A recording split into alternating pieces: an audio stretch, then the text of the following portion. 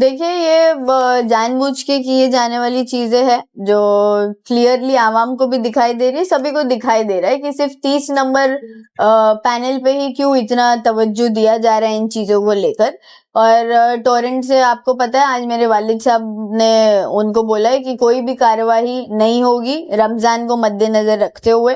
और टीएमसी के अधिकारियों से हमारी प्रभाग समिति में जो कल मीटिंग हुई थी, उस मीटिंग का मेन मुद्दा था हमारी शहर की ट्रैफिक, जिससे लोग परेशान होते हैं। हमारे पास कई सारे वर्किंग क्लास के लोग हैं जो जॉब्स पर आते जाते हैं, और वो लोग रोजे भी रखते हैं, और उसके ट्रैफिक के वजह से कई लोगों के रोजे तो रास्ते में ही ये हो जाते, वो रोजा खोल भी नहीं पाते।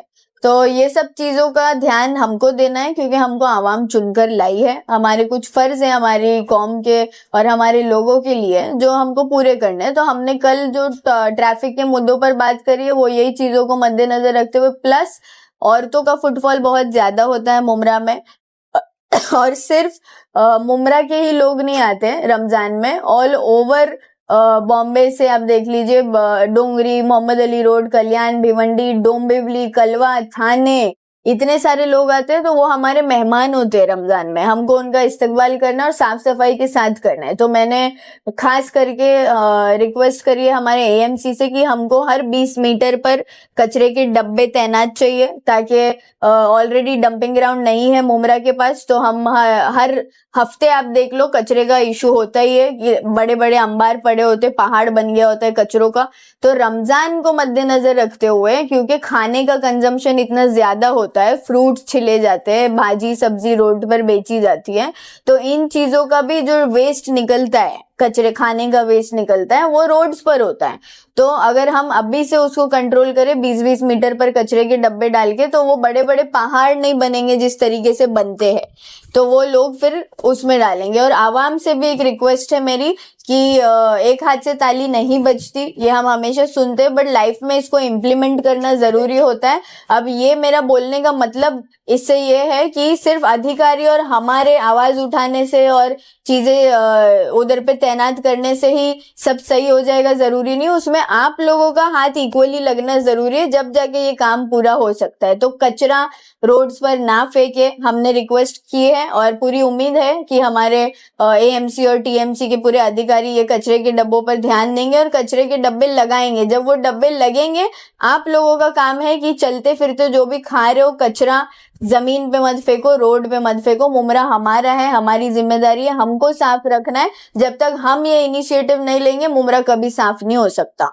और कचरे के अलावा औरतों का एक और मसला है, कई सारी औरतें भिवंडी, कल्याण, कलवा वगैरह से आती है जिनके छोटे छोटे बच्चे होते हैं, तो बेबी फीडिंग वैन्स की रिक्वेस्ट मैंने करी है। बेबी फीडिंग वैन्स में वॉशरूम भी होते हैं, और पब्लिक टॉयलेट्स की रिक्वेस्ट करी है, ताकि सिर्फ औरतों के लिए नहीं, हमारे हॉकर्स भाई लोग जो रोड पर बिजनेसेस लगाते हैं, उनको टॉयलेट वगैरह जाने के लिए कोई जगह नहीं है, तो पब्लिक टॉयलेट्स होना जरूरी है। तो कुछ स्पॉट्स हमने उनको दिए हैं। प्लस ट्रैफिक का मसला सिर्फ हॉकर्स की वजह से नहीं होता है, auto rickshaw is one of the very important topics in this, जिसमें हमको ध्यान देना जरूरी है। ऑटो रिक्शा किसी भी नाकों पर कहीं पे भी इरेगुलरिटी के उससे वो खड़े हो जाते हैं, उनको समझ नहीं आता कि ये नाके से लोग अंदर जा रहे बाहर आ रहे, और हॉकर्स और वो फिर इंटर रिलेटेड इशू है, जिसकी वजह से ट्रैफिक सॉल्व नहीं हो पाई है मुमरा में इतने साल से।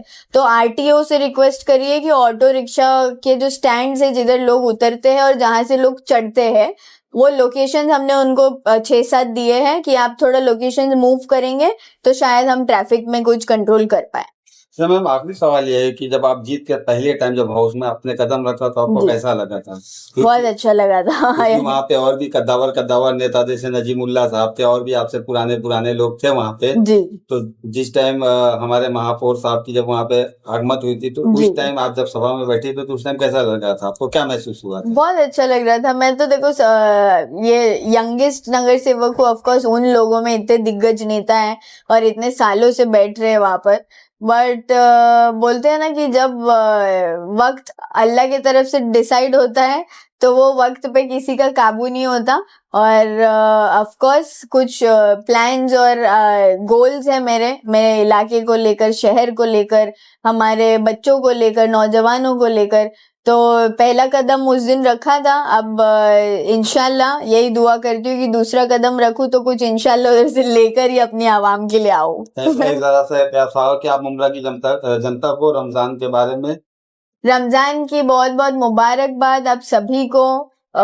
रमजान मुबारक मेरी मुमरा की आवाम को, और दुनिया में जहाँ कहीं से भी आप ये वीडियो देख रहे हैं, आप सभी को रमजान मुबारक।